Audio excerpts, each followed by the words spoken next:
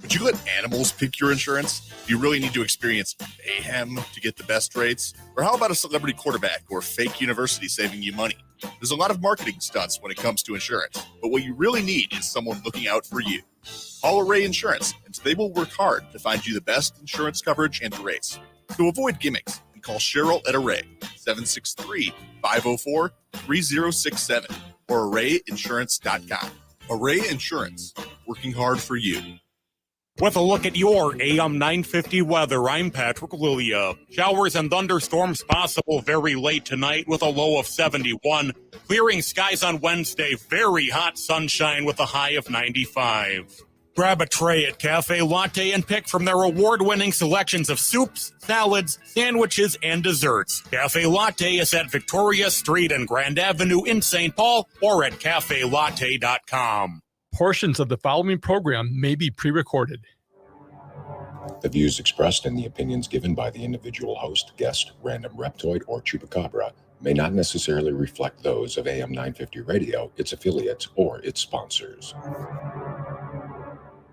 Now, it's time to step into the unknown.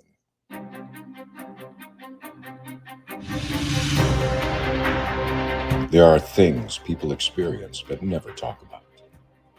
A shadow moving in the corner, flickering of the lights, a disembodied voice. We invite you to talk with us.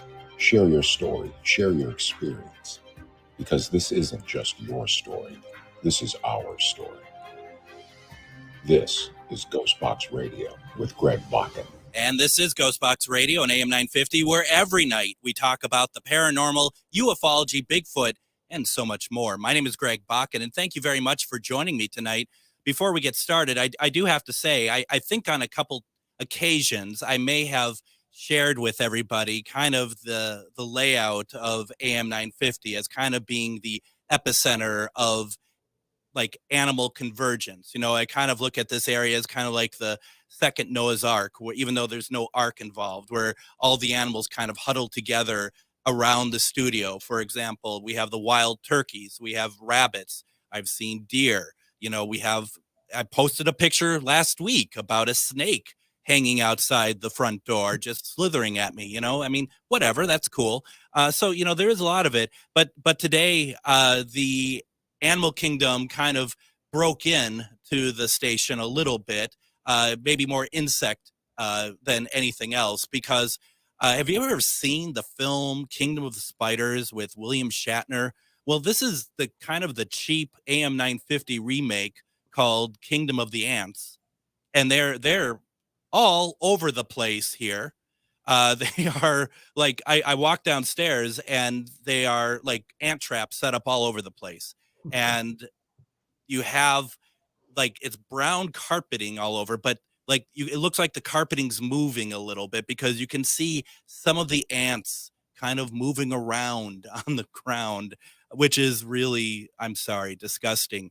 And these aren't like small black ants. These are ants that you don't mess with them because they're going to mess you up. You know, they're big black ants that are here for, I think, a hostile takeover. I'm not sure what, you could put a saddle on it. You could probably ride it.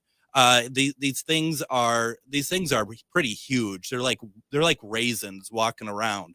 So really not great. I'll be honest, because as I was talking to my guest beforehand, I am going to be feeling like anytime I feel like there's anything like an itch on my arm or something, that I am going to feel like there is a spot, like an ant crawling all over me or something. I mean, I don't know what to say. But all I know is that they have converged upon AM 950, and they mean business. And so we have to be respectful of their takeover of this radio station. Now, I do have to say before I get going here, AM 950 is not a dirty place. Okay, I don't want to give the impression that this is a slum or something.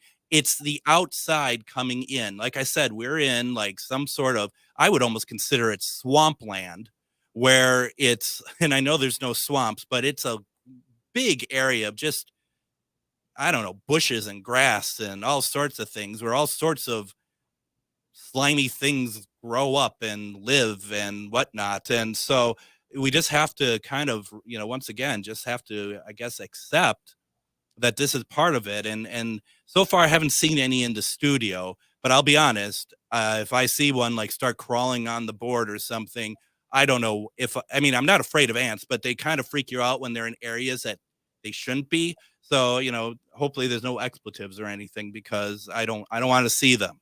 So I just wanted to make sure everyone understands the horrific situation I'm in tonight at AM 950 Studios. So please send all sort of love and light my way. Now let's move on.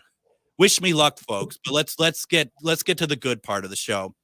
Suzanne Worthley is an energy practitioner and intuitive. She has been working with clients and teaching classes for over 16 years.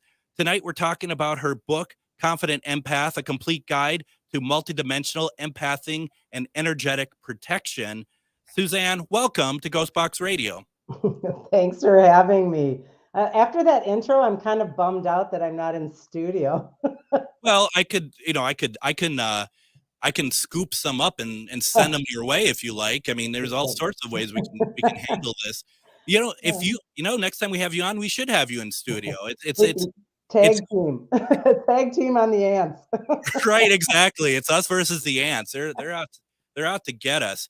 So, Suzanne, we've been talking about having you on for way too long, and I really wanted to wait till the show went to nights and to get you on here. And you have a new book out, and first of all, I have to say that you said that you've been teaching classes for over 16 years. When I read that, unless your bio on your site's a little old, the first thing I think of is like, is that all? Because I swear, I mean, it actually is longer. When you read that, I'm like, it's actually 20. That might be an older bio they gave you through the publisher. Yeah, it's close to 20. Publisher. There's no publisher. It's your website. Oh, okay. because my other one through the publisher, I think it says close to 20. But anyway, yeah, regardless, it's pushing 20. That's showing you something when you calculate, isn't it? It is. And I mean, that seems more like it. I mean, and this is, I'm going to try to make this not sound weird, but it will, because it's from me. And, I've never met anyone like you, Suzanne. You see things in a way I don't think anyone else I've ever met sees things. You see them on you see it further out, and I don't mean like doing any sort of mediumship or anything. You just see things from my perspective very differently than anybody else I've ever spoken to.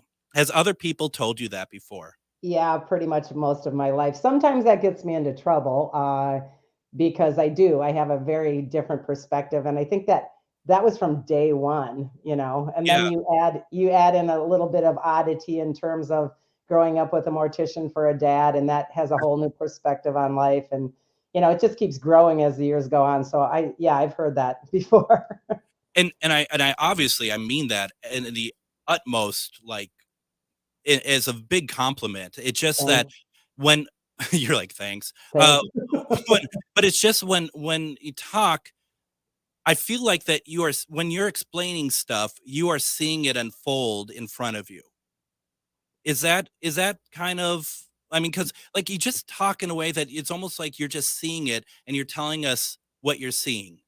And it's funny that you describe it in those terms, because, I have been doing energy work full time for, like it says, close to 20 years. But prior to that, even through my corporate years, I was a corporate executive that did international events. And I even did that back then. I thought and talked and spoke and designed and worked very holographically. And I didn't know anything back then as far as any of this world at all. I knew nothing about energy, but yet my way of still presenting, working, doing, creating was working the same, way out, So yeah, I guess it's just inherent. So when you say that, you're saying that this world that you're in now, even in some way, I mean, I'm not going to say it wasn't part of your life, but it wasn't very prominent then earlier on. It was when I was tiny. I start the Confident Empath book out with the stories of me being 6 years old and seeing aliens on my ceiling and thinking everybody saw that and knew that. So actually it started out very connected to the galactics. And then as I progressively was getting a little bit older and realized not anyone else was seeing anything like that, including my immediate family, I started to tamper that down. And then in, junior high school, that was pretty much on the back burner and eventually turned off. So yeah, I mean, because then you were really the weirdo. So it was on the back burner for quite some time.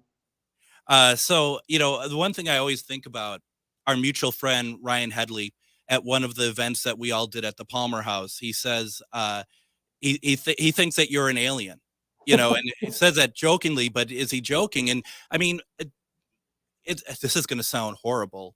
I'm sorry, but where do you come from? I mean, do you feel like that there is more of that inside you than you might give yourself credit for? I mean, when you're saying that you're seeing aliens on the ceiling at a really young age, there has to be something more to it, I would think. Yeah. I honestly have felt my entire life and still do that I've never been here in a human incarnation before. I don't believe that I've done the human thing. I know that I've incarnated in other planetary systems as other beings, and I do lots and lots of intergalactic work and always have.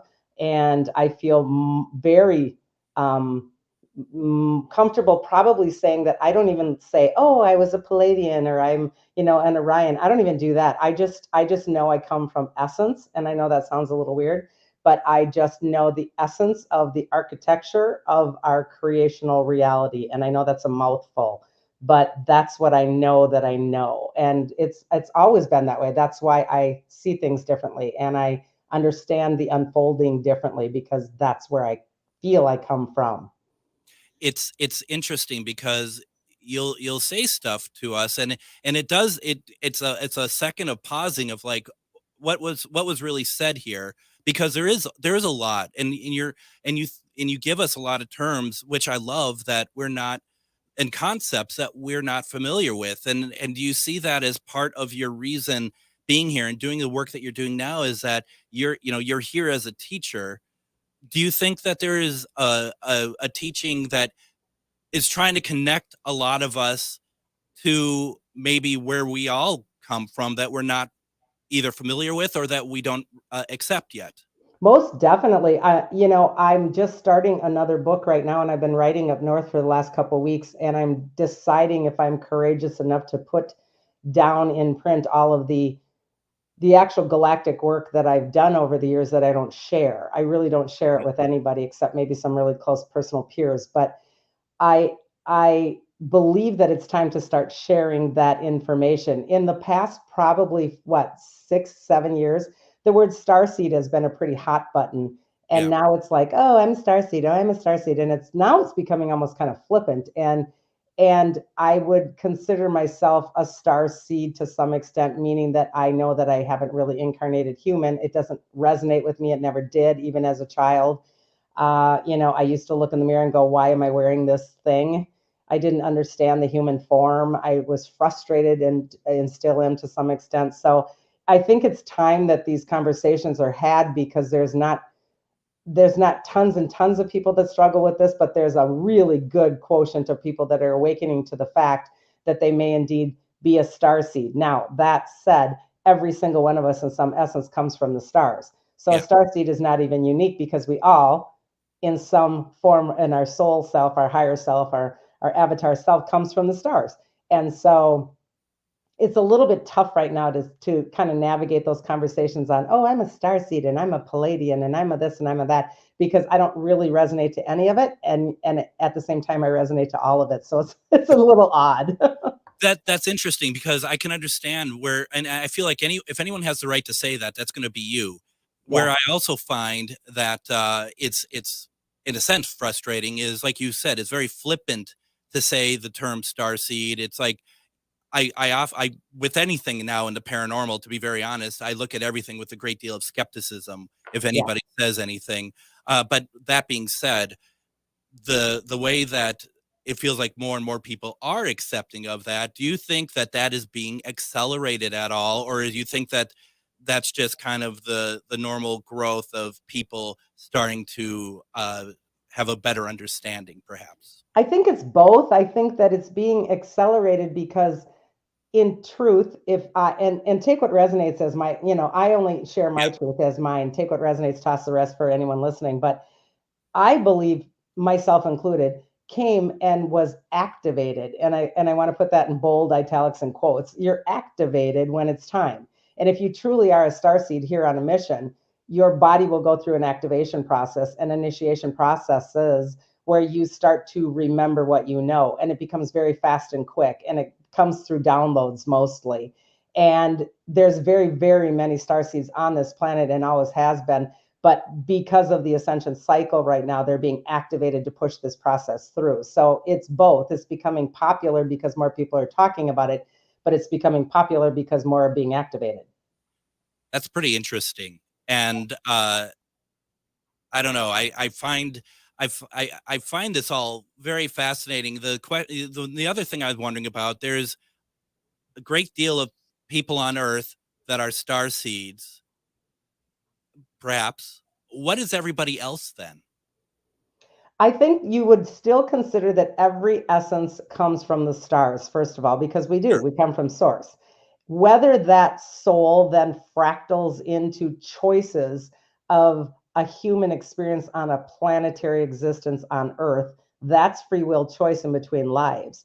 And so oftentimes those people that are what we would consider not being a starseed would have incarnated over and over. And at that point in time, we were in quite a karmic loop cycle, meaning that there was the, you be the mom and I'll be the kid. And now I'm going to be the kid and you be the mom. And now I'll be the mom and you be the kid. That kind of ridiculous cycle that we were in for eons here, which is no longer attainable on this planet, by the way.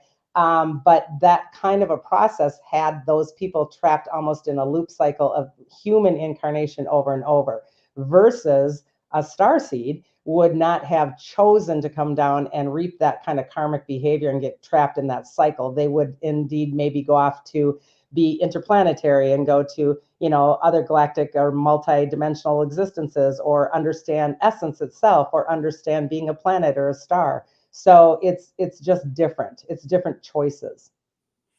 There are so many questions I want to ask, and we're going to get to them. And I also want to invite all of our listeners, especially if you are watching through a Facebook feed right now, put your questions in the chat. I'm sure you all have questions. This is a extraordinarily fascinating conversation.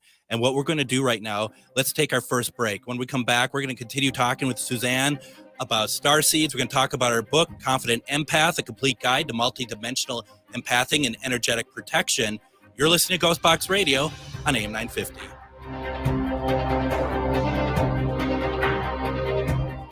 I love my Toyota vehicles, so when it's time for me to get my service done, there's only one place I go, Rudy Luther Toyota. They know Toyotas inside and out. It starts with them checking your alignment and tire treads with their Hunter Quick Check Drive inspection service. Oil changes, tires, batteries, wipers, no matter what you need done, they can help you with reliable Toyota parts and the best service team in Minnesota. Check out their website, rudyluthertoyota.com, for service and part specials just for Toyota vehicles. Get your Toyota serviced at Rudy Luther Toyota, 394 and 169 in Golden Valley. Turn to Auto Technical with your vehicle donation. Even though Auto Technical is a small nonprofit, we have helped more families with transportation than any organization in Minnesota. Since '94, we have reconditioned donated vehicles so they have a higher tax benefit. Call Richard at 612-919-5526, 612-919-5526, or autotech.org. Hey, it's Tom. Fossil fuels continue to have negative impacts on our environment. Luckily, there are more ways now than ever to use renewable energy in your home or business. All Energy Solar offers smart energy solutions like custom solar paneling, electric vehicle chargers, and energy storage. Solar panel systems can last for decades, meaning you can help the environment and cut back on electric bills for years to come. There are incentives and rebates available to most people who install solar energy, too. Last year, the federal solar tax credit increased to a 30% tax credit. This incentive can be used in combination with other incentives from your utility, county, or city. But don't delay or miss out, as many of these incentives are limited to only a certain number of people. So have a professional from All Energy Solar help you discover how solar can power up your property while saving on your energy costs. Call 800-620-3370 or visit allenergysolar.com. Last night's episode with Madame Pamita was fantastic, but I was technically a disaster. Boy, did I make a lot of mistakes, including having the wrong question of the week up yesterday. So I don't even talk about it for those listening on the radio. It just was like, it was just, we all have off days, right? I think it was the ants, actually, when they were trying to take over. I think they've been planning this for a while. So the question of the week, for those who want to take part, and you can send me your answer at comment@ghostboxradio.com. That's comment@ghostboxradio.com. Or you could put your answer in the comments if you choose to do so. But the question of the week is, how old were you when you had your first paranormal experience? I'm not looking for what it was. I'm just curious how old you were. And, feel free to, once again, send me a note, comment@ghostboxradio.com, or put it in the comments. That is fine. We're returning our conversation to Suzanne Worthley. She's an energetic practitioner, intuitive. She hasn't been doing this for 16 years. She's been doing this for 20 years. And, now we know. And she just came out with her book, Confident Empath, A Complete Guide to Multidimensional Empathing and Energetic Protection. Did it just come out, or has that been out for a while also? Only about 2 months. Yeah. That's not so bad. I'm not too far off. Now, how many books have you written? This is my second book that has been published through Finhorn and Inner Traditions. The first one was in 2020 in March. Not the greatest time to launch a book, much less a book on death. So it's called The Energy Healer's Book of Dying. So yeah, it was a little tough launch during that time period. That was right at everything shut down right at that time. Yeah. Because, once again, like I said, I felt like you've been doing this for more than 16 years. We unraveled that mystery. But also, it seems like you've written more books than 2 books. So I was kind of surprised to see that as well.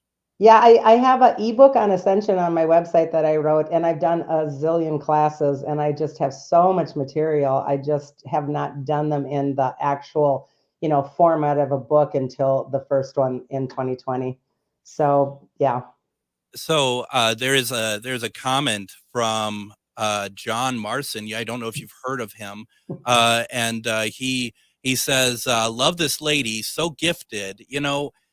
We've all been doing this off and on together, doing events and stuff for not 16 years, but for I've been working on and off with you all for 8-9 years or something like that. And we hadn't for a long time. And then we all kind of got together at the Anderson House in Wabasha last November. That was really cool. I just really need to tell you how much I enjoyed seeing you again, and also enjoyed all of us kind of in the same space. I had missed that. I missed it a lot. And hi to John. That was so much fun to see him and to see you and most of the ladies that showed up too. It was just, we kept saying that entire event, oh my goodness, I don't think I've seen you since 2018. It seemed to be what we kept all saying. So there was this lag period in there, but it was great to reunite everybody, I thought.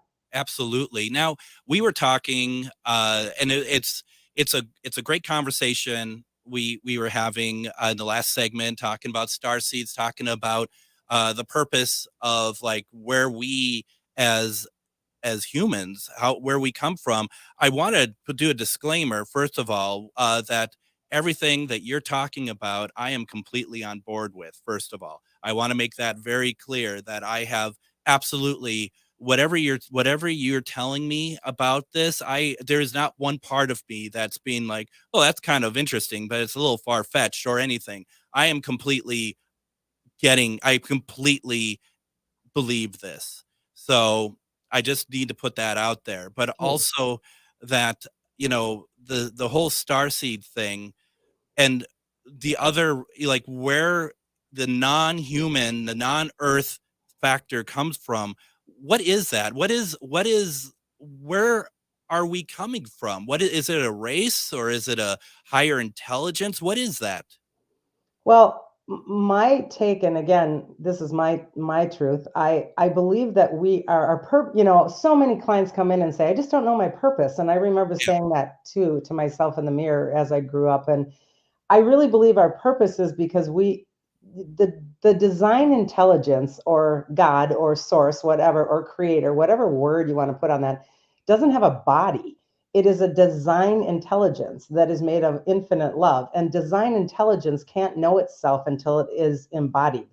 It can't know itself. It can't appreciate, know, and experience itself. It's like I tell my clients, you can't experience Hawaii. You can look at a picture, you can look on the web, you can get a postcard, you can do all kinds of things, but until you're standing in the water and you feel the salt and you smell the air and the whale is in front of you, you can't experience it until you embody it. And so this is what our human vehicles are. We are a design intelligence embodiment on behalf of Source to create. And our job is to individually create so that we can collectively return that information to Source. It's pretty simple, and people have such a difficult time. Why am I here? Why am I here? Yeah. Well, we're all here as embodiments, whether that embodiment is a star, a planet, a tree, an ant. I mean, there is different embodiments of Source energy, and they are here for a purpose. And now we know that ants' purpose. Well, we know the ant's purpose, and it's a malevolent one. Yes, so it is. Let's get that out of the way. I'll go marching one by one to find Greg. they're actually trying to knock down the door right now. But what do you think the Earth would look like if we were all on board and comfortable with what you just said, that we weren't resisting that? Oh my goodness, it would be so love-based versus fear-based. When I wrote the book Confident Empath, I talk about our body being a human vehicle, a design vehicle, and we need gasoline, which is our consciousness connection, and we have a gas tank, which is, our auric field that holds our fuel. But there's only two kinds of fuel. One is fear and one is love. And this particular scenario that we're in right now is completely fear-based. Fuel is fear-based. And so if it were really working the law of one in the way that we were designed originally to be, our fuel would be love, and it would be a completely different experience. But we're getting there. It's baby steps. Very, very baby steps. Do you think that if we were to eliminate that, because humans use fear as power very clearly, would that eliminate that, do you think? My job as a practitioner, a teacher, a mentor, etc., is to empower individuals and get rid of the power structures that are the false structures. We've been very tricked and manipulated in power because it's been false power. Yeah. When we return power and sovereignty and freedom to the individual because we are co-creators, then we can work synergistically for the law of one. But we were completely hijacked in our existence and kind of reversal programmed and completely controlled in so many different ways that it's taken eons for us to even recognize it, much less undo it. And the ascension process is undoing the mess. And that's kind of what we're seeing in the chaos right now. It's undoing the mess. And it doesn't feel good, but it's actually movement forward. It is. So you think that it is moving forward? We're getting further towards where we should be. Most of us, the quotient of, and this is not a judgment on anyone because they get to do whatever they choose to with their incarnation, obviously. Yeah. And those that do so-called wake up or become ignited or start to raise their vibration, they will do it on behalf of the all anyway. But I think it behooves each of us to do it for our own soul anyhow. So we are making progress. But remember, everything is micro, macro. The whole entire macro existence is duplicated in each one of us as a microcosm. So it's up to us individually to raise our vibration in our own essence and being, so that feeds the collective then. Absolutely. So we're going from control base of controlling other people to control base of controlling yourself, basically. And the control word kind of gets stuck in my throat, and I like the word command. Because we can command ourselves for sure. We can command of ourselves. We can command of our guidance, our higher self, etc. And that is a little bit different than control in my eyes. Yeah, that makes sense. We're talking with Suzanne Worthley. She is an energy practitioner and intuitive. Her new book, Confident Empath, A Complete Guide to Multidimensional Empathing and Energetic Protection, just came out. If you have a question for her, feel free to put it into any of the Facebook chats that you might be watching from. If you are listening on the radio, unfortunately, I can't take calls today, but feel free to also send an email to comment@ghostboxradio.com. And if you have a question, I can certainly pass it along to Suzanne afterwards as well. And I think that's really interesting about command, because command versus control, because command seems like it seems empowering, I guess. That's, I've never thought about that before, but you're right. That feels like an empowering term opposed to control, which seems very just focusing on oneself, and not in a good way. It's very selfish, I guess. It's victimizer programming is what it is. Yeah. Yeah. So, and you have you have this very well thought out explanation and stuff. I have to, where did this come from? If you didn't really get into this about 20 years ago, has this just been something that's been constantly refined over the last 20 years? I mean, because it's very weighty, but it needs to be. How did you get to this point from going corporate to doing this? Like I said, I started out extremely connected and intuitive and psychic, and then put it on the shelf, and it came back with a vengeance in my late 30s. And I mean, like, instantaneously. And I kind of explained that in the book as well. And it was like just 100% dropped in, that I could see, I could hear, I could know. My empath abilities were back. I mean, it was insane overnight kind of craziness. And the sad part is I didn't have a me. There wasn't energy practitioners back then. This is the 20 years ago. This is 20 plus, because this is before I was doing the work. And all my empathic abilities were back, and it was insane because I was feeling everything and seeing everything. And so it just downloaded. And I did take some classes. I did read a ton of books. But the weird thing, when you're in alignment and you're on mission and they're bringing you online, you already know the book before you're finished reading it, because you just know. And being claircognitive like that has really been tough, because you just download and know. And everyone's like, where did you train? And I just put my finger up, and I just go up there, because it just comes in, And that makes sense. I mean, because it's you are so closely aligned. Yeah. So now your sister Lisa had done, and I to be honest, I've kind of lost contact with her since she moved to Arizona. But she had been doing some work as well. Were you two did you two start doing this stuff, not together as in partnership, but start to kind of open up around the same time? Or was that a different path altogether for her? Yeah, actually, it's funny because she's quite a bit younger than me. I think it's 11 years difference in us.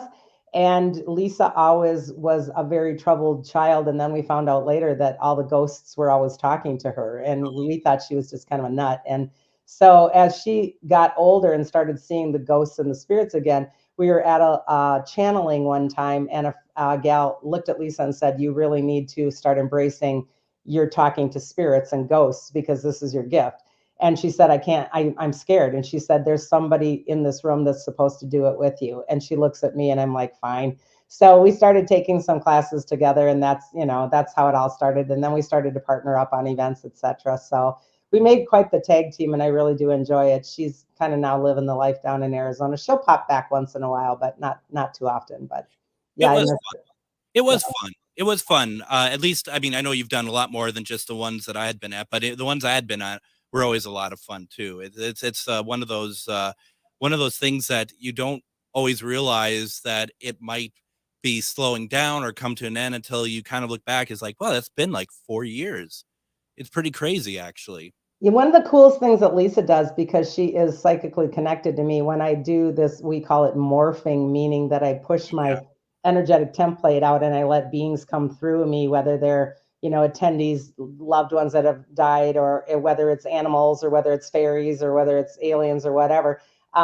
She'll be able to see it, not only see it, but she can hear in her head, and she can listen to them. So we tag team really great when I do that particular thing at events, because she'll go, this is definitely for somebody in the room. It's somebody's uncle. So she'll be able to download a lot of that information from the dead people and be able to collaborate on that particular skill set. So that's always one of our most fun things we do together. My cat Dave, who had passed away back in 2013, I think, he came through. He came through the morph one time when you were doing at the Palmer. Oh, did he? Yeah, because you had mentioned a black and white cat came. Okay. Through. And that I mean, what do I know? But I mean, he's black and white. He was there. I was there. It just feels like, and I've had many other mediums, and like Nicole Hopala, when I would do Reiki with her, she'd say that Dave was waiting for me all day, knowing I was coming. So, it's just like he's always been there. And that's always something that's a whole other subject about how close your animals are actually to you, not necessarily fans. Totally. Yeah. That's super cool. Yeah, I kind of forget what I become because it just sort of runs through my template. I don't remember everything. I remember some of them, but yeah, it's a big honor to be able to hold that space for people. It is. And I think the thing, and I was just having a conversation with somebody the other day or the other week, and they were talking about someone who would morph and stuff, and they said, oh yeah, they have a white screen behind them, and they literally change their appearance and stuff when spirits come through or whatever comes through to interact. And I'm like, oh, I've seen that before. I've seen Suzanne do that. It's and once again, those are the type of concepts that you have to see it to believe it. Mm-hmm. I mean, it is truly something when people are crying in the room because you are morphing into someone and having a mannerism that maybe someone hadn't seen a loved one do in 20 years or something. It's incredible. Yep. Or your voice changes in addition to your face, and you grow or you shrink, and it's crazy. And to be able to feel that is even crazier. Trust me. I bet it is. That's a good point. Why don't we do this? Let's take another break here. When we come back, we're going to talk more about Suzanne's new book, Confident Empath, A Complete Guide to Multidimensional Empathing and Energetic Protection. You're listening to GhostBox Radio on AM 950.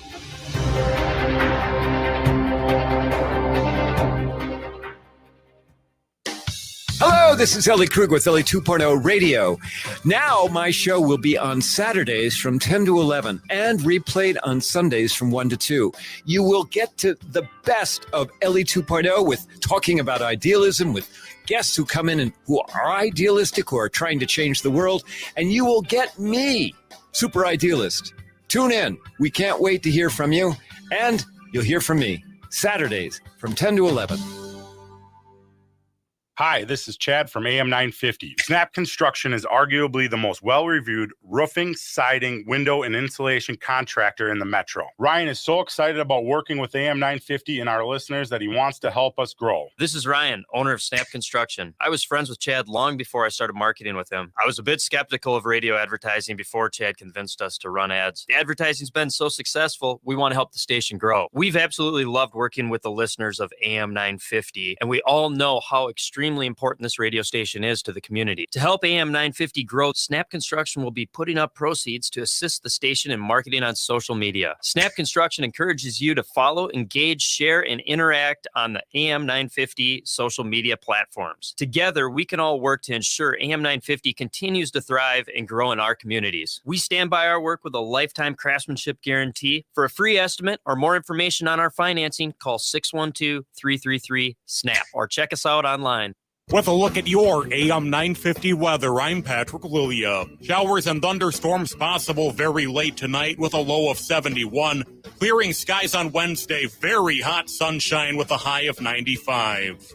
Grab a tray at Cafe Latte and pick from their award-winning selections of soups, salads, sandwiches, and desserts. Cafe Latte is at Victoria Street and Grand Avenue in St. Paul or at cafelatte.com. AM 950 KTNF, St. Louis Park, Minneapolis, St. Paul.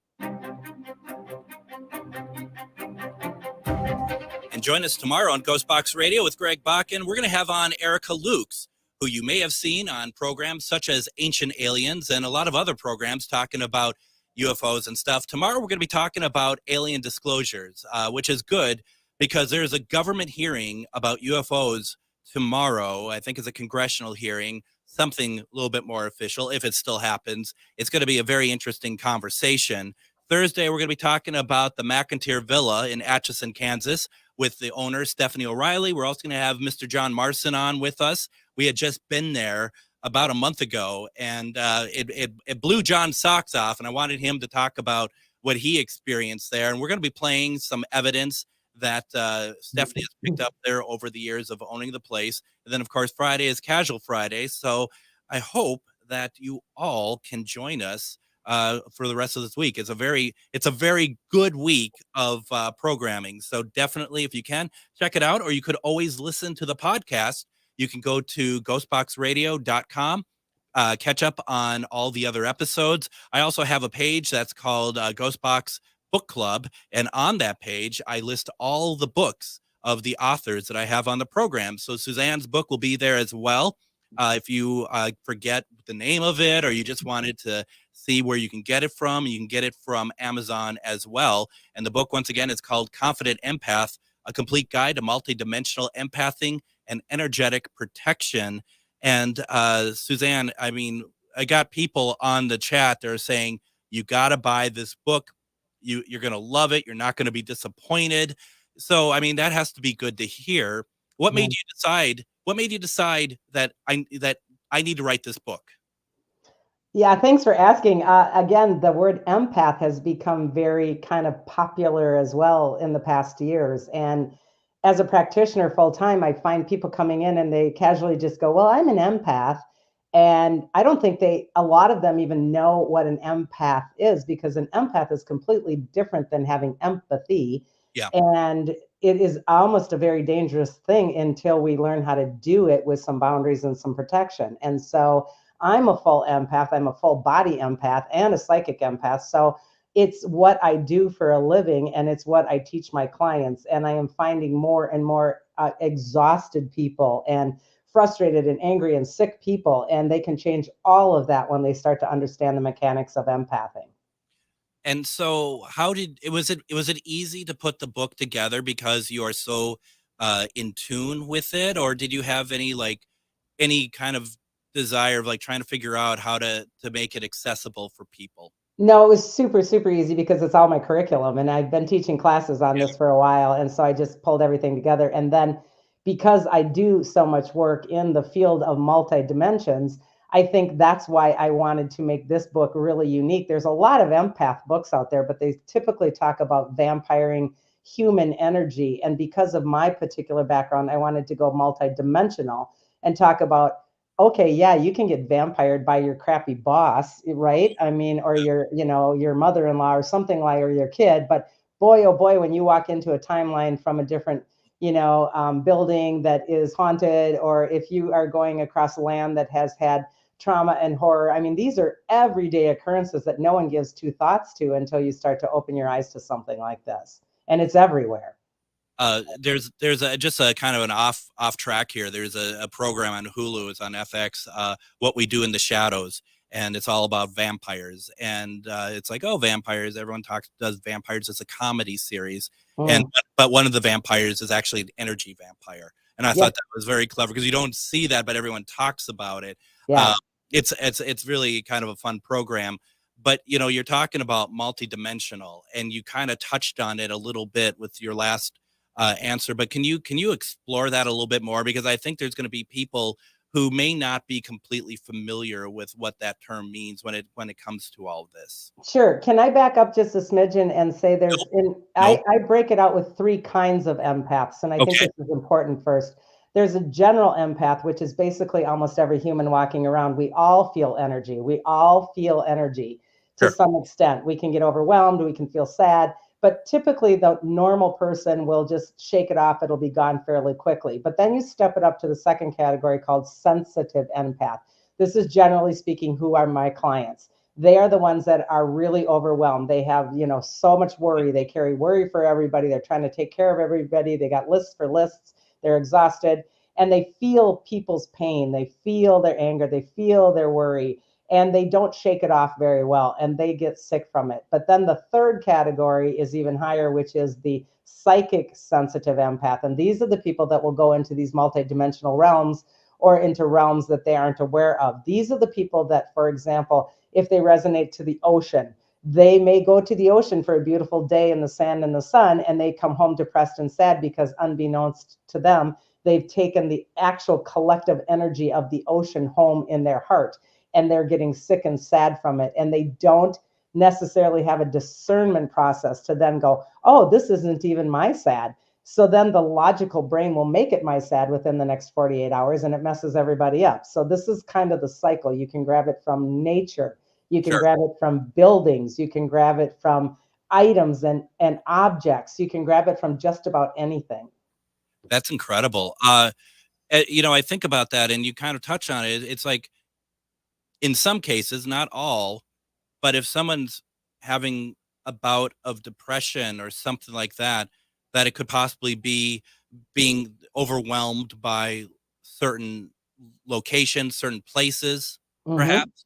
Yeah, for sure. And let's add even another element on top of that, which I go into as well, is energy hitchhikers. And these are attachments. And this is very, very common. And we know a lot of people in the paranormal world aren't really trained to understand how to do scanning and protection to the extent that they don't know what they're walking into. And oftentimes will come home with an energy hitchhiker, a vampire in a different kind of a way. And so this is a very dangerous. You know, one time I went to a paranormal conference and a lot of people were laughing about the paranormal, the paranormal investigation hangover. And I thought, oh my goodness, that tells me that you're really uneducated. That isn't funny. That's actually draining and very harmful to your field. And so these are the things that I kind of write about, but they can, you know, they can interpenetrate like crazy. It's nuts what we're doing right now. Timelines are insane right now. And we can cross over into other timelines in 2 seconds and we're not even aware of it. So this can be really detrimental to our health and wellness if we're not educated. And I think it's important too, and we kind of talked about this in yesterday's program with Madam Pamita, was that you know, especially like paranormal investigators, like you said, they're very they understand the words of protection. Maybe they understand protection in the realm of paranormal investigating, but you can't just leave it at paranormal investigating, right? I mean, you have to be cognizant of it all the time, everywhere you go, right? Yeah, for sure. And I don't think people are aware of it. I mean, you can pick it up in a grocery store, you know, you can pick it up and think of it, you know, John, you were mentioning John that you went, Marson, that you went with. One of the greatest stories in the book, the client story, is my favorite story in the book.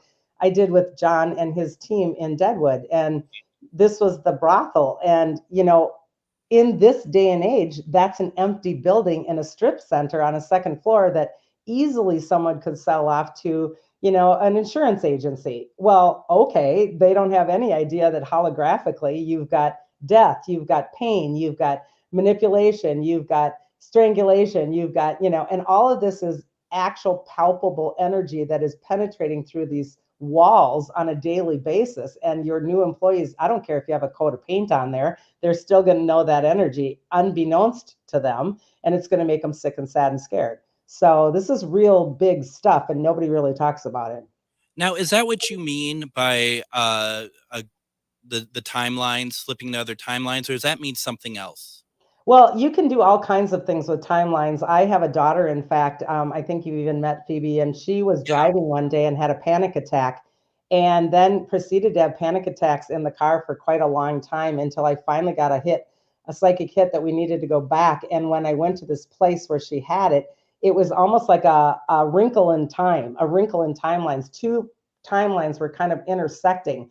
And she got caught with part of her essence was in one, part of her essence was in another. And she could not focus. She couldn't breathe. She couldn't walk. She was hyperventilating. This was just a mess for weeks until we put her back into her body. And then I figured I might as well just go undo the timeline. So it's kind of like a piece of licorice where it twists, and two different creational realities, dimensional frequencies will twist. And oftentimes someone can drive or walk through that and be stuck in two places. And it happens more than you know. Now, again, most normal people, if we want to use that word, that are a general empath will just shake it off, right? But a psychic empath will not shake that off. And Phoebe's very sensitive and psychic and could not shake that off. So she was living in two timelines at once. It was very, very dangerous. And so does that mean like the energy of the other timeline then? Yeah, because she's got like, and you can't make decisions. It's a push me, pull you, 10 steps forward, 2 back, 2 forward, 10 back kind of a thing all day long, you know? Sure. Yeah. And I've often thought about, and I've said this before, and I think if anyone who knows Photoshop understands a little bit better what I'm talking about when I think about like the timeline, like me here right now, and the idea of layers. And in Photoshop, you can have multiple layers for one image, and you can click on and off which layers you want to see. And I've often thought that that's a really good way for myself, at least, to understand kind of the space that I'm in, because there's a lot going on that I'm just not privy to or can see. Yep, I just literally finished my membership. I have a Vibe Tribe membership, and I just finished my webcast right before this interview.